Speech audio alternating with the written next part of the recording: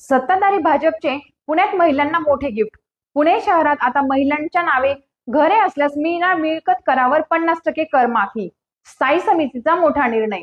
महिलांच्या सर्वांगीण सक्षमीकरणाला चालना देत सशक्त महिला सक्षम समाज या संकल्पनेला केंद्रस्थानी ठेवून स्थायी समितीचे अध्यक्ष श्रीनाथ भीमाले यांनी 2026-27 च्या अंदाजपत्रकात विविध महत्त्वपूर्ण उपक्रमांची घोषणा केली आहे।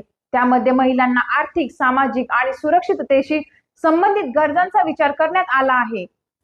महिलांच्या मालकी हक्काला प्रोत्साहन देण्यासाठी 31 मार्च 2026 पर्यंत 500 चौरस फुटांपर्यंतच्या महिलांच्या नावावरील मिळकतींना 50% मिळकत करमाफी देण्याची योजना राबविण्यात येणार आहे। महिलांच्या सुरक्षितता आणि सन्मानाच्या दृष्टीने शहरातील विविध सार्वजनिक ठिकाणी 100 अद्ययावत आणि स्वच्छ सार्वजनिक स्वच्छतागृहांची उभारणी केली जाणार आहे।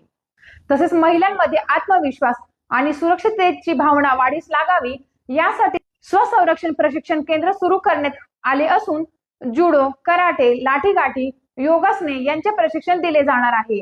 बचत गटांद्वारे महिलांना आर्थिकदृष्ट्या सक्षम करण्यासाठी कौशल्य विकास, उद्योजकता प्रशिक्षण, रोजगाराच्या संधी आणि कायमस्वरूपी बाजारपेठ उपलब्ध करून देण्यावर भर देण्यात आला आहे। अशाच माहितीसाठी पाहत रहा टाइम्स ऑफ महाराष्ट्र।